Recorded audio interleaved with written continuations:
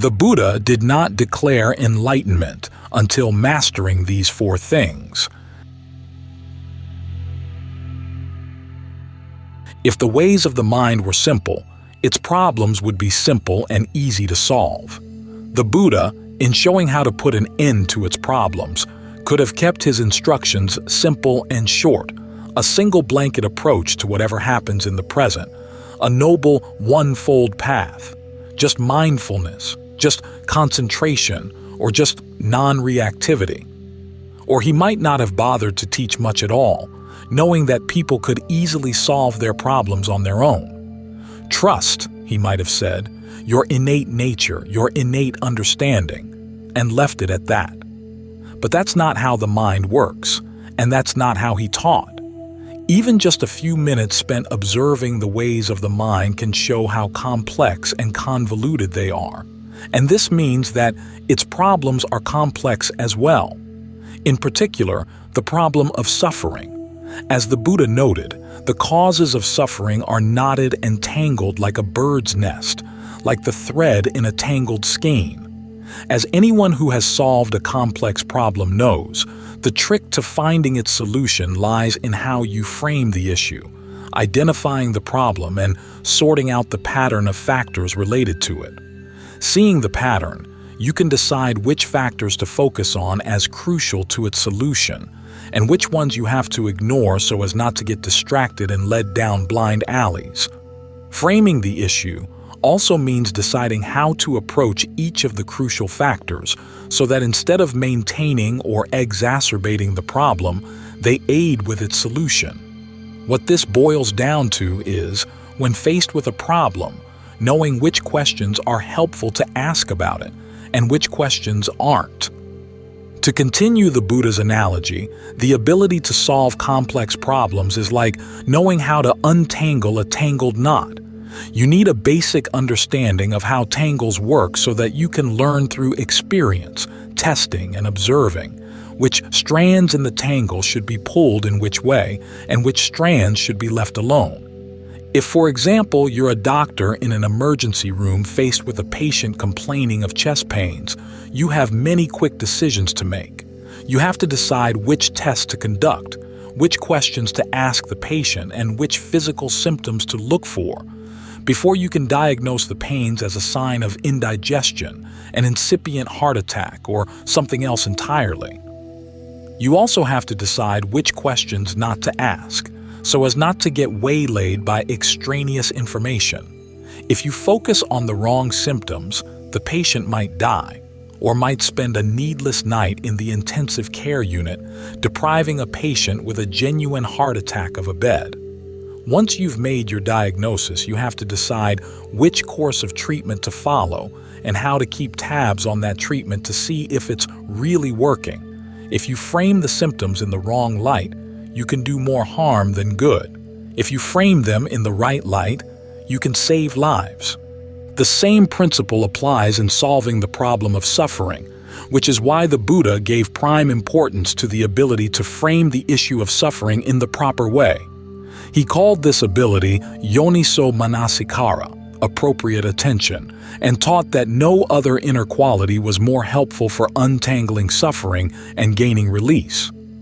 In giving his most detailed explanation of appropriate attention, he starts with examples of inappropriate attention, which center on questions of identity and existence. Do I exist? Do I not? What am I? Did I exist in the past? Will I exist in the future? These questions are inappropriate because they lead to a wilderness of views, a thicket of views such as I have a self or I have no self, all of which lead to entanglement and none to the end of suffering. In contrast, the Buddha then depicts appropriate attention as the ability to identify that this is suffering. The Pali word dukkha here covers stress and pain as well. This is the origination of suffering. This is the cessation of suffering. And this is the path of practice leading to the cessation of suffering. These are the four categories that the Buddha, in his first discourse, called the Four Noble Truths. The ability to frame the issue of suffering in line with these categories is what enables you ultimately to put an end to the problem of suffering once and for all. This is why they're appropriate. The most obvious lesson to be drawn from this way of distinguishing inappropriate from appropriate attention is that inappropriate attention frames the issues of the mind in terms of abstract categories, whereas appropriate attention frames them in terms of things that can be directly pointed to in immediate experience as this, this, this, this. Ideas of identity and existence are basic to abstract thinking, and many philosophers have maintained that they lie at the basis of any spiritual quest. The Buddha, however, noted that the thought, "I am the thinker," lies at the root of all the categories and labels of conceptual proliferation, the type of thinking that can turn and attack the person employing it. These categories are notoriously hard to pin down, often dissolving into arbitrary semantics. Do I exist?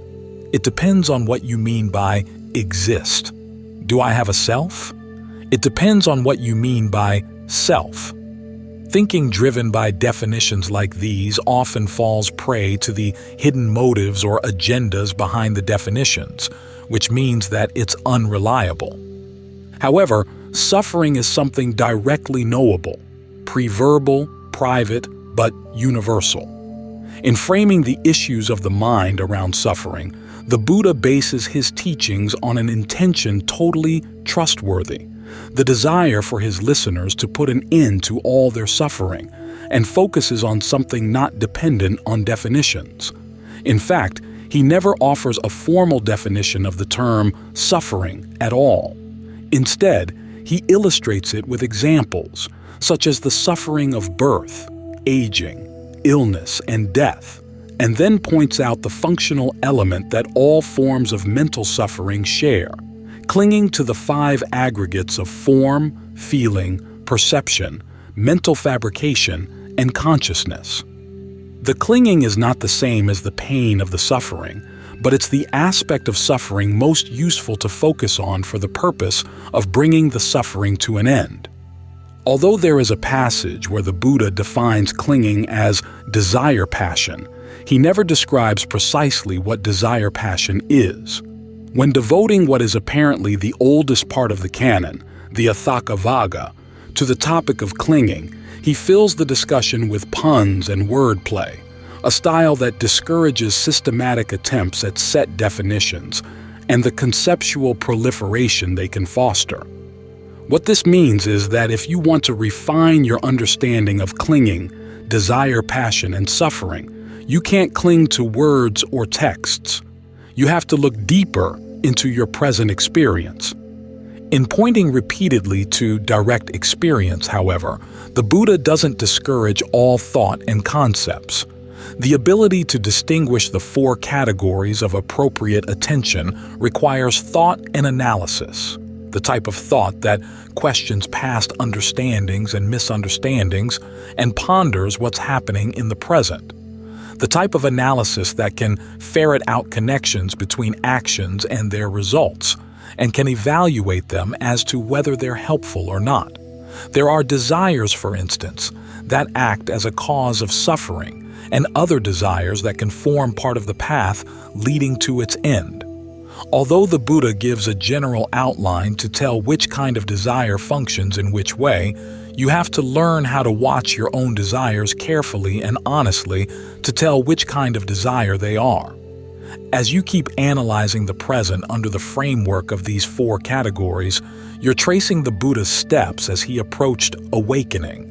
Having focused on clinging as the functional handle on suffering, he looked for the conditions that formed its basis and found them in 3 types of craving or thirst: sensual craving, craving for states of being, and craving to destroy states of being. Then he identified the cessation of suffering as total dispassion for, cessation of, and release from those forms of craving. And he identified the mental qualities and practices that would lead to that cessation: right view, right resolve, right speech, right action, right livelihood, right effort, right mindfulness, and right concentration, all of which, in potential form, can be found in the present moment. So instead of simply throwing the present moment at you as a monolithic whole, the Buddha points your attention to 4 significant things you might find there. This is because there's a pattern to the changes we experience from moment to moment. Change is never so random or radical that knowledge gained from the past is useless in the present. Concepts still serve an important purpose, even though they may lack the freshness of the immediate here and now. When you stick your finger into fire, it's bound to burn. If you spit into the wind, it's bound to come back at you. Lessons like these are good to keep in mind. Although the patterns underlying suffering may be more tangled than those underlying fire and wind, still they are patterns. They can be learned and mastered, and the 4 categories of appropriate attention are crucial for getting a handle on those patterns and directing them to suffering's end. In practical terms, distinguishing among categories is worthwhile only if you have to treat each of the different categories in a different way. A doctor who formulates a theory of 16 types of headaches only to treat them all with aspirin, for example, is wasting her time. But one who, noting that different types of headaches respond to different types of medications, devises an accurate test to differentiate among the headaches, makes a genuine contribution to medical science. The same principle applies to the categories of appropriate attention. As the Buddha stated in his first account of his awakening, once he had identified each of the 4 categories, he saw that each had to be treated in a different way. Suffering had to be comprehended, its cause abandoned, its cessation realized, and the path to its cessation fully developed. What this means is that, as a meditator, you can't treat everything in the present moment in the same way. You can't simply stay non-reactive or simply accept everything that comes.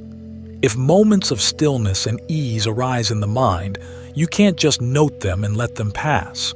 You should develop them to jhana, the full-body pleasure and rapture of right concentration that forms the heart of the path. When mental suffering arises, you can't just let it go. You should focus whatever powers of concentration and discernment you have to try to comprehend the clinging that lies at its heart. The Buddha expands on this point in the discourses where he shows how appropriate attention should be applied to various aspects of the present, applied to the 5 aggregates of form, feeling, and so forth. Appropriate attention means viewing them in such a way as to induce a sense of dispassion that will help alleviate clinging.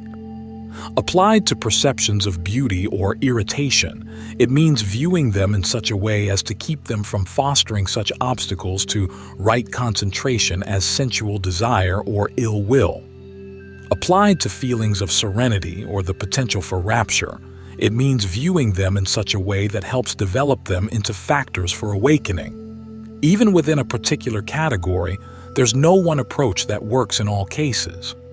In one of his discourses, Buddha observes that some unskillful mental states wither away if you simply watch them with equanimity, while others require an active effort to take them apart. In another discourse, he expands on this observation by recommending 5 ways of dealing with distracting thoughts, replacing them with more skillful thoughts, focusing on their drawbacks, consciously ignoring them, relaxing the tension that goes into maintaining them, and forcefully suppressing them. In neither discourse, though, does he give hard and fast rules for telling which type of thought will respond to which approach. You have to find out for yourself by sharpening your discernment through trial and error as to what works and what doesn't in any given situation. The same principle applies to skillful mental states. The Buddha's final summary of his teachings, The Wings to Awakening, lists 7 ways of conceiving the path to the end of suffering, in terms of 4 establishings of mindfulness, 4 bases for success, 4 right exertions, 5 strengths, 5 faculties, 7 Factors for Awakening, and the Noble Eightfold Path. And again, it's up to you to learn through trial and error which way of conceiving the path is most useful at any particular time in your practice. This means that applying appropriate attention to skillful and unskillful mental states is not a one-shot affair. The tasks connected with each of the 4 categories of appropriate attention all have to be tested through trial and error and mastered as skills.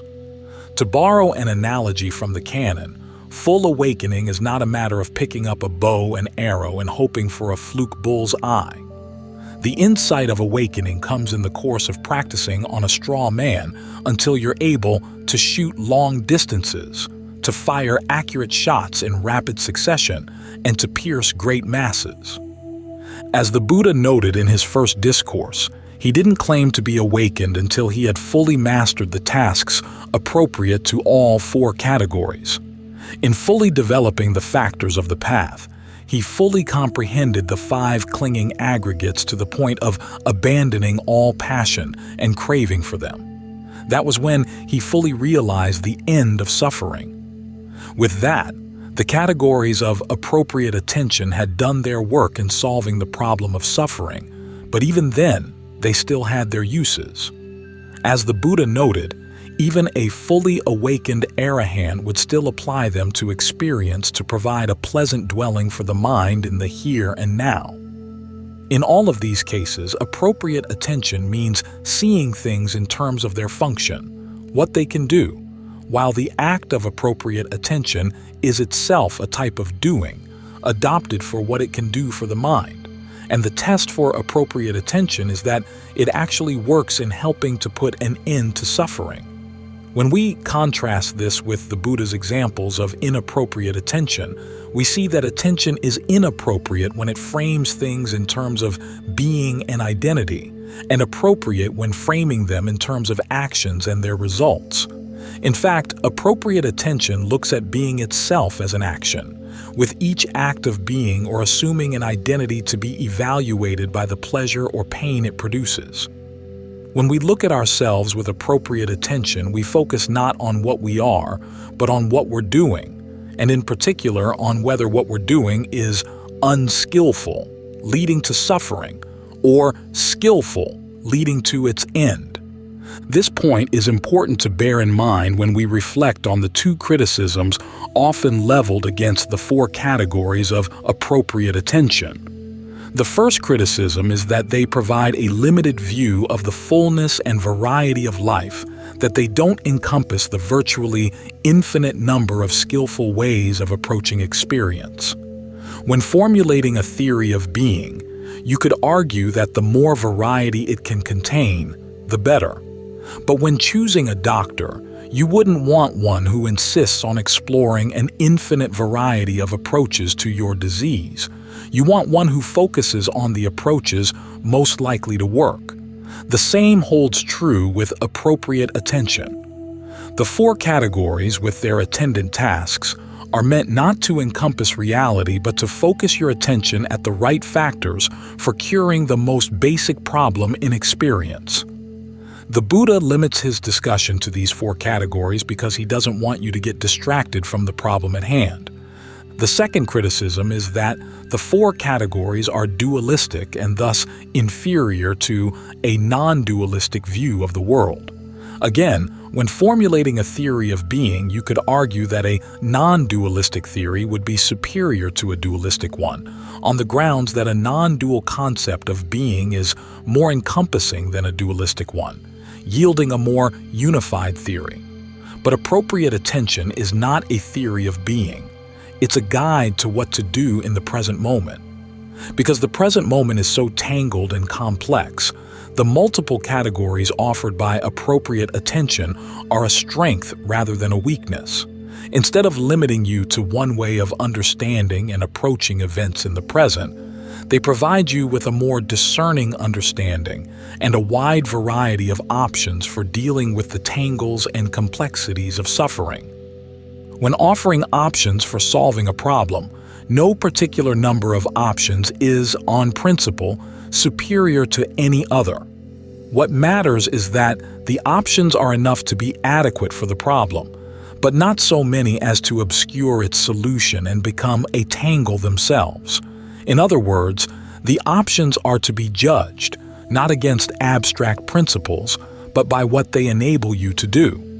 And although the Buddha describes his path to the end of suffering as the one form of doing that ultimately puts an end to doing, as long as you're still doing something in the present moment, appropriate attention ensures that what you're doing stays on the path.